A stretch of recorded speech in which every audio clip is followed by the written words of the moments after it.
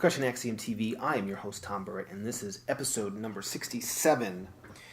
Today we're going to do an episode that I've been wanting to do for a long time that I just never quite had the right piece to do it with. But we're going to do it today, and I'm really super psyched about this topic. It's something that I've been really passionate about for the length of my career, really.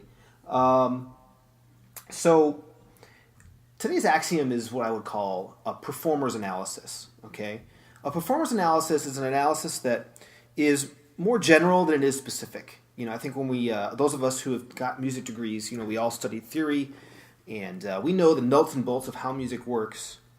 But in my opinion, you know, we never spent enough time in music school really looking at the importance of musical form. And we certainly didn't look at the importance of connecting our knowledge of musical form as performers and to use that knowledge to really help us play music better.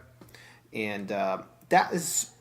But about half of that what I just described was really part of my dissertation that I wrote, getting my doctorate, and it's something that I'm really passionate about. It's really helped me. It's been sort of those topics that I keep coming back to and keep developing. So it's been very useful, which is great. So, you know, when I think about I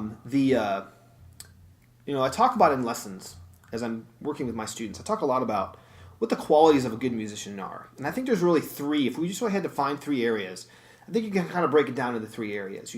A great musician has a great sense of sound and tone to the way that they play. Okay, and I'm not just talking about percussionists. I'm talking about all musicians here. So they obviously invest much time in how they sound and the quality of their sound and their tone in general. So that's one area. And the second area is sort of their sense of time and sense of pulse. Yes, this includes rhythm and steady time, but it also includes the areas that are more nebulous, like how someone can deal with retards and the pulling and pushing and pulling of time, like rubato. That's the second category. And the third category is something that I think is very underrated and not talked about enough, and that's what I would call academic understanding. So it's really important that when you play and perform music and you're interpreting that music, that you know everything you can about that piece. And that's what I mean by academic understanding. Okay, what are the things that we need to study about music? Theoretical, historical. That is the third category that I think is way overrated. I think we spend a good amount of time and the appropriate amount of time for good tone and sense of time, but that third area is something I don't think we really have done enough with.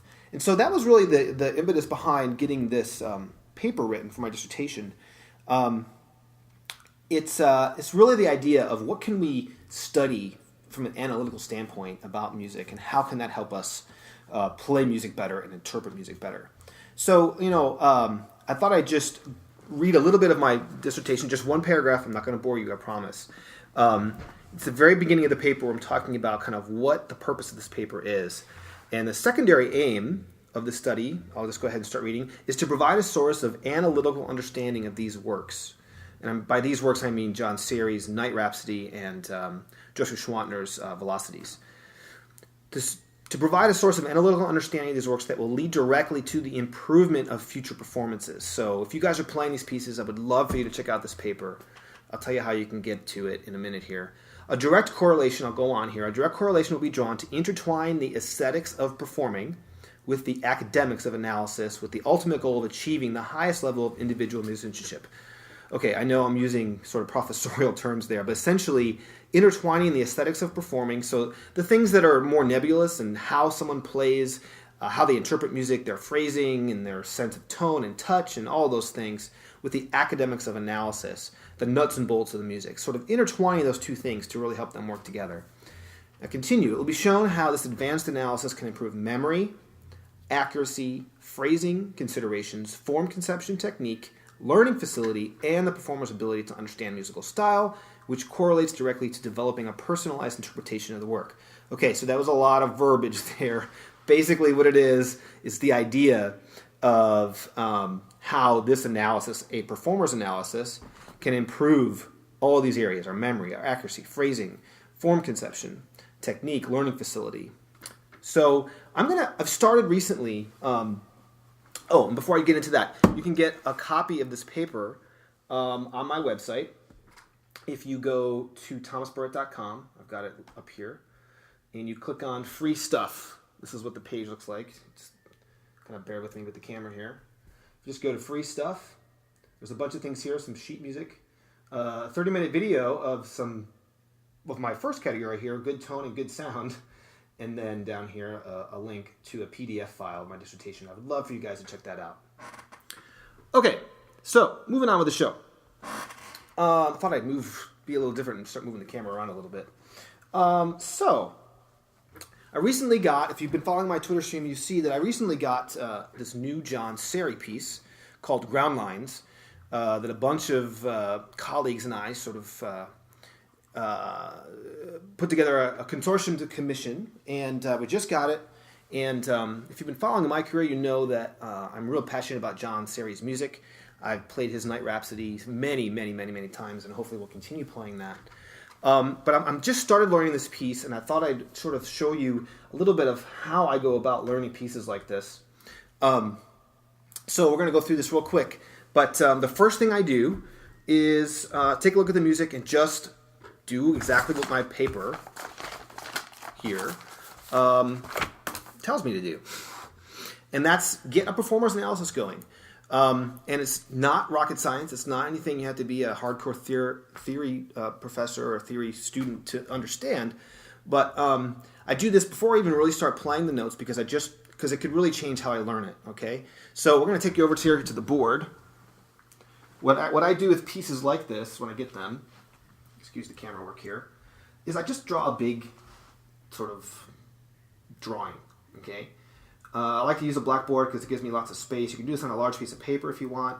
But basically, this is a very rough, somewhat guesstimation of the form. Okay, and what you can gather from this chart is a lot, actually. Okay, you can kind of see the essence of some sort of rondo form. Okay, so we've got A, B, A, C, and then B, A.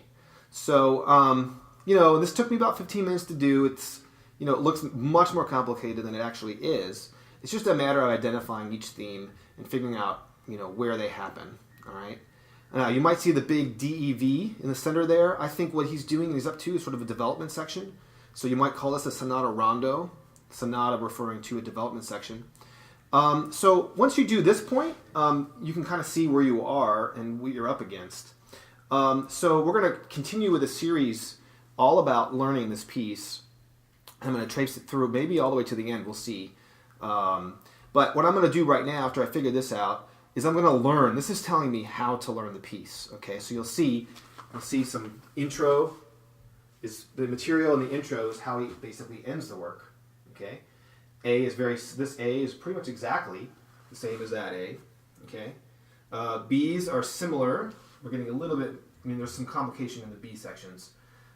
C prime and C are very different, and the development section is very huge. But what I'm going to try to do with this is learn the very first. We're going to try to learn it from the outside in. So I'm going to learn intro and A together, and then the outro in A, and work in this way. Work towards the middle because the development is a combination of all the primary themes in the piece. So this you can see how this has really started to show me that it's not always good, I don't think, of this piece to learn it from the very, very beginning all the way to the very end. This way I can kind of learn it from the out towards the middle. And another piece that's laid out very similar to this, actually, is Joseph Schwantner's Velocities. So that's a little bit about what this performance analysis can give me. Now, this just gives me direction in one aspect of it, and that's how to proceed in learning the piece.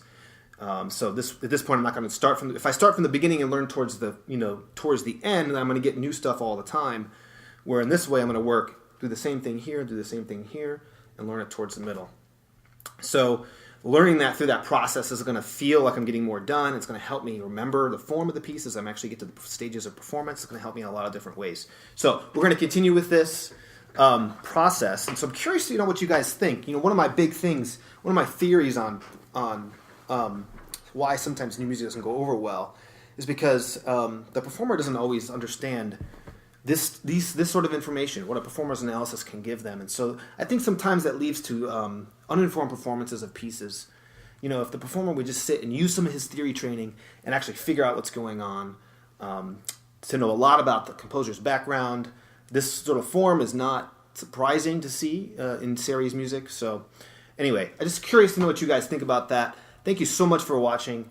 And the question of the episode is, what do you guys think of that? Do you think that sometimes a lack of understanding leads to problems when it comes to performances? All right, thank you guys so much for watching, and we'll see you next time.